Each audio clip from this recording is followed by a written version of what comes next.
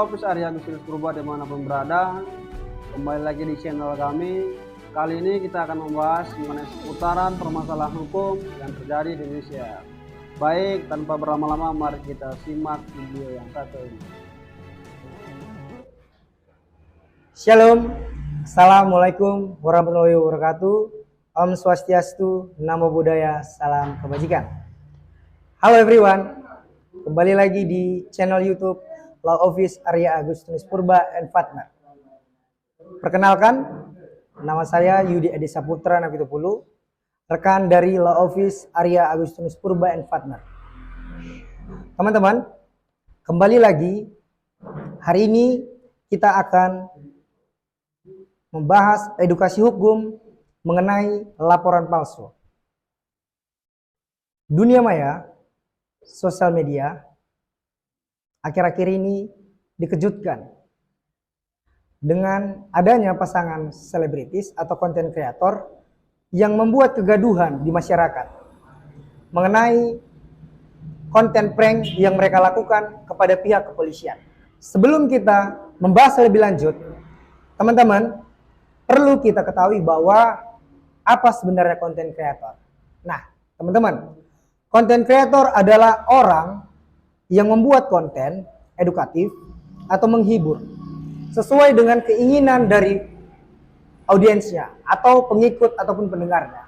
Nah, jika kita melihat peristiwa dari konten yang mereka upload di kanal YouTube-nya, bahwa pasangan suami istri dari public figure ini melakukan ataupun membuat skenario lalu memberitahukan kepada polisi tersebut atau memberikan aduan atau informasi kepada polisi tersebut bahwa dirinya tengah mengalami yang namanya tindak pidana kekerasan dalam rumah tangga yang dilakukan oleh suaminya.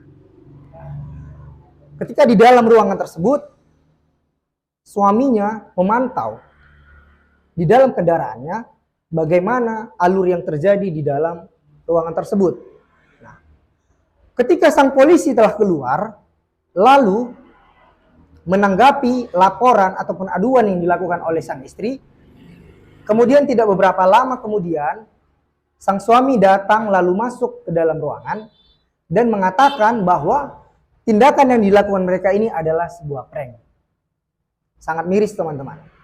Ada konten kreator yang melakukan laporan palsu seolah-olah telah terjadi tindakan kekerasan dalam rumah tangga yang dialami oleh istrinya. Namun, hanya untuk kepentingan sebuah konten, mereka rela melakukan semua ini teman-teman.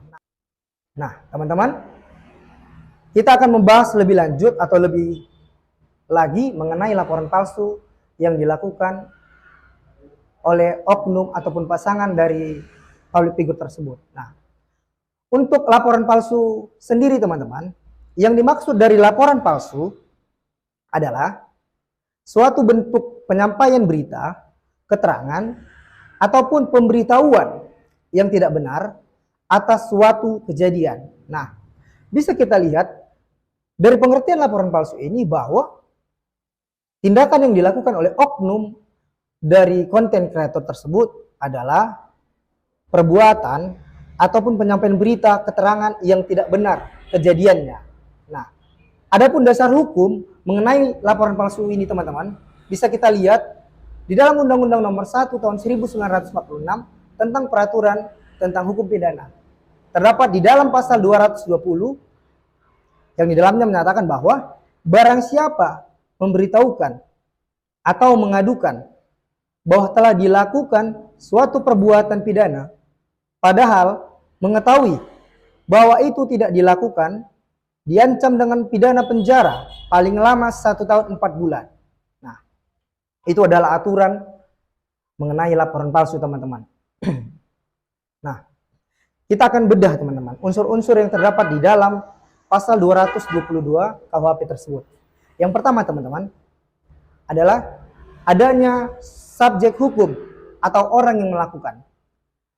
Jika kita merujuk dari tindakan yang dilakukan oleh oknum dari konten kreator tersebut, kita bisa lihat bahwa subjek hukum ataupun orang yang melakukannya jelas adalah istri dari konten kreator tersebut. Nah, unsur yang kedua adalah melakukan perbuatan berupa memberitahukan atau mengadukan suatu perbuatan pidana. Kembali lagi teman-teman, jelas bahwa pasangan dari konten kreator tersebut mengadukan atau memberitahukan kepada pihak kepolisian bahwa telah terjadi tindak pidana kekerasan dalam rumah tangga yang dialaminya dan dilakukan oleh suaminya. Bahwa unsur yang kedua ini teman-teman jelas telah terpenuhi dari tindakan yang dilakukan oknum konten kreator tersebut. Nah, kembali kita akan melihat unsur yang ketiga. Bahwa perbuatan pidana yang diberitahukan atau diadukan diketahui tidak dilakukan atau tidak terjadi. Kembali kita merujuk pada perbuatan yang dilakukan mereka teman-teman, bahwa setelah sang istri memberikan laporan kepada pihak kepolisian, tidak begitu lama sang suami keluar dari dalam mobil dan masuk ke dalam ruangan dan memberitahukan bahwa sebenarnya perbuatan yang dilakukan mereka adalah prank ataupun tidak benar terjadi. Mereka hanya membuat lelucon bahwa tidak mengalami yang namanya tindak kekerasan dalam rumah tangga. Nah, teman-teman, di unsur yang ketiga ini sangat jelas bahwa telah terpenuhi tindakan yang mereka lakukan terhadap laporan palsu yang mereka buat di kepolisian. Lantas bagaimana hukumannya teman-teman? Apakah orang yang melakukan tindak pidana laporan palsu ini bisa dikenai hukuman? Tentu bisa teman-teman. Nah, jika laporan palsu ini sampai kepada persidangan teman-teman, kita bisa melihat bahwa dalam pasal 242 ayat 1 dan juga ayat 2, di situ dikatakan bahwa pasal 242 ayat 1, barang siapa dalam keadaan di mana undang-undang menentukan supaya memberi keterangan di atas sumpah atau mengadakan akibat hukum kepada keterangan yang demikian dengan sengaja memberi keterangan palsu di atas sumpah, baik dengan lisan atau tulisan, secara pribadi maupun oleh kuasanya yang khusus ditunjuk untuk itu, diancam dengan pidana penjara paling lama 7 tahun. Itu bunyi dari pasal 242 ayat 1. Nah, menurut pasal 242 ayat 2-nya, jika keterangan palsu di atas sumpah diberikan dalam perkara pidana dan merugikan terdakwa atau tersangka, yang bersalah diancam dengan pidana penjara paling lama 9 tahun. Nah, itu adalah aturan yang mengatur mengenai laporan palsu jika laporan palsu tersebut sampai ke persidangan teman-teman. Nah, untuk itu teman-teman, apa yang kita lihat ataupun apa yang kita perbuat dengan melakukan laporan palsu itu ada hukumannya teman-teman.